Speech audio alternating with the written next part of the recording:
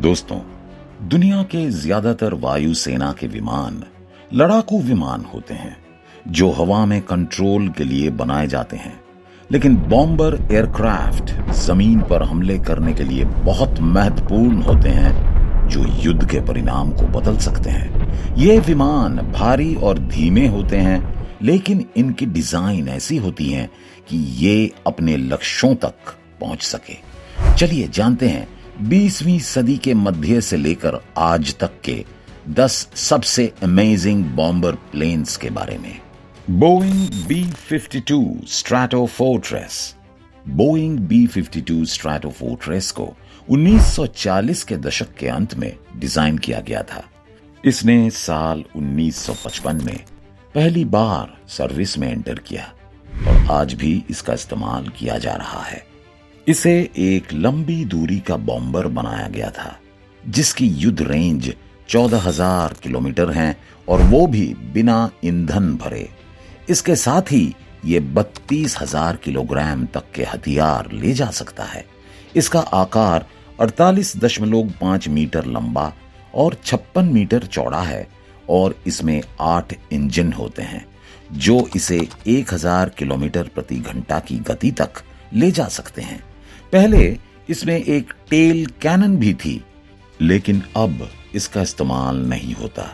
खैर, कुल 744 B-52 बनाए गए थे, जिनमें से 76 आज भी एक्टिव हैं और 2050 के दशक तक इनके उड़ान भरने की उम्मीद है। शियान H-6 को 1950 के दशक के अंत में बनाया गया था, जो सोवियत Tu-6 डिजाइन पर बेस्ड हैं। ये साल 1969 में चीन की पीपल्स लिबरेशन आर्मी एयरफोर्स में शामिल हुआ। H-6 अब भी यूज में है और आज 231 विमान एक्टिव हैं। वहीं इसका लेटेस्ट वर्जन H-6N हवा में ईंधन भरने और क्रूज मिसाइलें लॉन्च करने में केपेबल हैं। इसमें 4 सदस्यों का चालक दल होता है।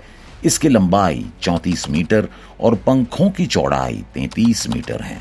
ये 2 टर्बोफैन इंजन द्वारा ऑपरेटेड हैं और इसकी गति 1000 किलोमीटर प्रति घंटा है। H-6 12,000 किलोग्राम बम और अलग अलग मिसाइलें ले जा सकता है। एवरो वाल्कन। दोस्तों, एवरो वाल्कन एक टेललेस V-विंग बॉम्बर था जिसे साल 1956 में यूके की रॉयल एयरफोर्स में दिया गया था और 1984 तक इसका इस्तेमाल किया गया। इसे हाई ऑल्टीट्यूड के मिशनों के लिए डिजाइन किया गया था। इसका दूसरा वर्जन साल 1960 में पेश किया गया, जिसमें एडवांस्ड इलेक्ट्रॉनिक काउंटर मेजर्स थे। ये कोल्ड वॉर के दौरान यूके की परमाणु रक्षा का एक महत्वपूर्ण हिस्सा था। वाल्कन 29 मीटर लंबा था, वहीं पंखों की चौड़ाई 30 मीटर थी और इसकी अधिकतम गति 1000 किलोमीटर प्रति घंटा थी। इसे 4 इंजनों द्वारा ऑपरेटेड किया जाता था, लेकिन बढ़ते खर्चों और नए हथियारों के डेवलपमेंट के कारण इसे रिटायर कर दिया गया। General dynamics F111 आर्डवार्क। F111 आर्डवार्क को कोल्ड वॉर के दौरान एक अटैक एयरक्राफ्ट और स्ट्रैटेजिक बॉम्बर के रूप में डेवलप किया गया था। यह पहले विमानों में से एक था जिसमें वेरिएबल स्वीप पंख थे और इसमें कई एडवांस टेक्नोलॉजीज शामिल थीं, जैसे कि बाद की टर्बोफैन इंजन और ऑटोमेटिक भूभाग फॉलोइंग रेडर, जिससे ये तेजी से कम ऊंचाई पर उड़ान भर सकता था। वहीं F111 में परमाणु हथियार ले जाने की क्षमता थी और इसे मुख्य रूप से अमेरिका और ऑस्ट्रेलिया द्वारा इस्तेमाल किया गया। इसका आकार 22 मीटर लंबा और पंखों की चौड़ाई 19 मीटर थी, जिसमें 2 लोगों का दल होता था। इसकी अधिकतम गति 2600 किलोमीटर प्रति घंटा थी और ये 14,300 किलोग्राम मिसाइलें और बम ले जा सकता था और ये 30 वर्षों से अधिक समय तक सर्विस में रहा। Sukhoi Su-34। दोस्तों, सुखोई Su-34 जिसे फुल बैक के नाम से भी जाना जाता है, 1990 में पहली बार उड़ान भरी और साल 2014 में रूस के वायु सेना में सर्विस में आई। ये एक सुपरसोनिक मध्यम दूरी का फाइटर बॉम्बर है जिसमें 2 लोगों का दल होता है। ये 23 मीटर लंबा है और पंखों की चौड़ाई 14 मीटर है। ये 2 बाद की टर्बोफैन इंजनों द्वारा ऑपरेटेड हैं और 1900 किलोमीटर प्रति घंटा की गति तक पहुंच सकता है। इसकी रेंज 4500 किलोमीटर है। Su-34 में 30 mm की तोप है और इसमें 12 हार्ड पॉइंट है जिसमें 14,000 किलोग्राम तक के मिसाइल और बम ले जा सकते हैं। लगभग 140 Su-34 एक्टिव हैं जो रूस के लिए एक महत्वपूर्ण स्ट्रैटेजिक बॉम्बर बनाता है। De Havilland mosquito. De Havilland mosquito को 1930 के दशक के अंत में विकसित किया गया था ताकि एलाइज को दूसरे विश्व युद्ध के दौरान एयर सुपीरियरिटी हासिल करने में मदद मिल सके। इसने नवंबर 1940 में पहली उड़ान भरी और 1941 में यूके की रॉयल एयरफोर्स में सेवा में आया। यह ज्यादातर लकड़ी से बना था क्योंकि उस समय मटेरियल्स की कमी थी और ये अपने समय का सबसे तेज सैन्य विमान था। मस्कीटो में 2 सदस्यों का दल होता था।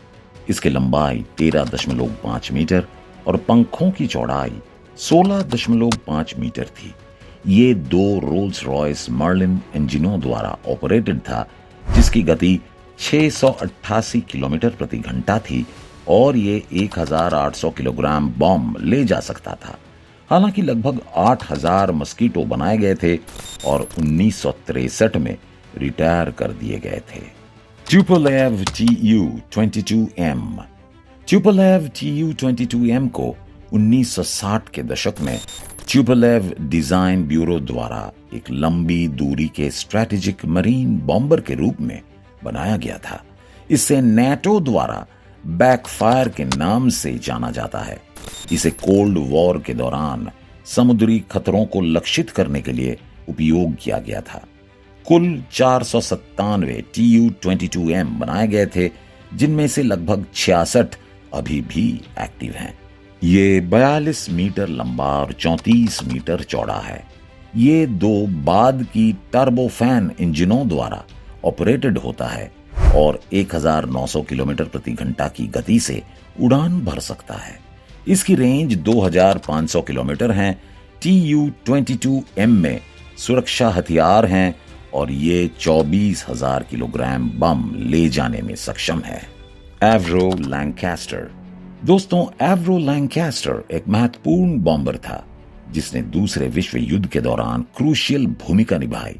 इसकी पहली उड़ान 1941 में हुई और 1942 में ये यूके की रॉयल एयरफोर्स, कनाडा और ऑस्ट्रेलिया के साथ सेवा में आया।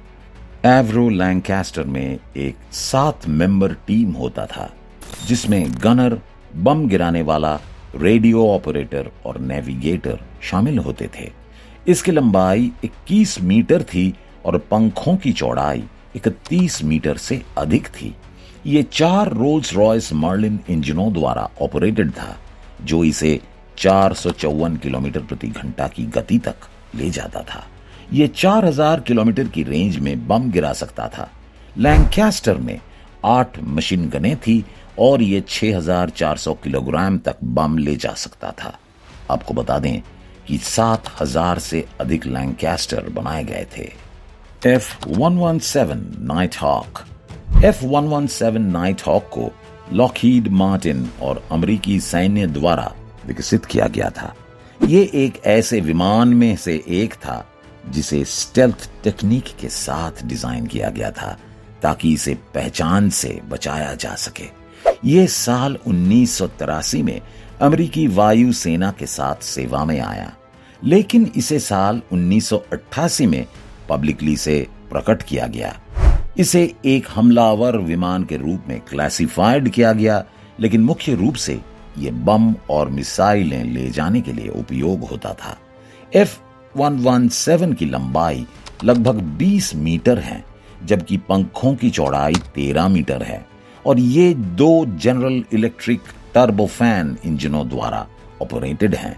इसकी अधिकतम गति 1100 किलोमीटर प्रति घंटा है और इसकी रेंज 1700 किलोमीटर है, जबकि इसे आधिकारिक रूप से 2008 में रिटायर कर दिया गया। हालांकि कुछ अभी भी एक्टिव हैं और अमेरिका के एयरबेस पर उड़ान भरते देखे जा सकते हैं।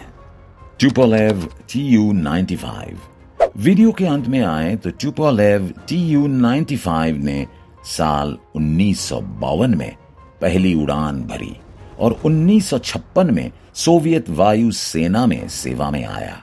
ये एक बड़ा 4 इंजन वाला स्ट्रैटेजिक बॉम्बर और मिसाइल प्लेटफॉर्म है जो आज भी रूस द्वारा उपयोग किया जा रहा है। 500 से अधिक Tu-95 बनाए गए थे और ये खास है क्योंकि ये प्रोपेलर ड्रिवन है और इसके पंख झुके हुए हैं, जो अन्य सैन्य विमानों में नहीं देखा गया है। Tu-95 की लंबाई 46 मीटर है और पंखों की चौड़ाई 50 मीटर है। ये 4 टर्बोप्रॉप इंजनों द्वारा ऑपरेटेड हैं और इसकी अधिकतम गति 925 किलोमीटर प्रति घंटा है। वहीं इसकी रेंज 15,000 किलोमीटर है और ये 15,000 किलोग्राम बम ले जा सकता है। वर्तमान में इसे फ्यूचर के इस्तेमाल के लिए मॉडर्नाइज किया जा रहा है। तो दोस्तों, ये थे दुनिया के 10 सबसे अमेजिंग बॉम्बर प्लेन जो अपनी शक्ति, टेक्निक और डिजाइन के लिए जाने जाते हैं। इन विमानों ने युद्ध के मैदान में महत्वपूर्ण भूमिका निभाई है और इनके डिजाइन ने युद्ध की दिशा बदलने में मदद की है। आज भी ये विमान अपनी क्षमताओं के लिए पहचाने जाते हैं और भविष्य में भी इनका उपयोग जारी रहेगा। बॉम्बर प्लेन्स का डेवलपमेंट एक निरंतर प्रक्रिया है और नए तकनीकी सुधारों के साथ इन विमानों का महत्व और भी बढ़ता जाएगा। वैसे आपको इनमें से कौन सा सबसे ज्यादा पावरफुल लगा? कमेंट करके जरूर बताएं। धन्यवाद।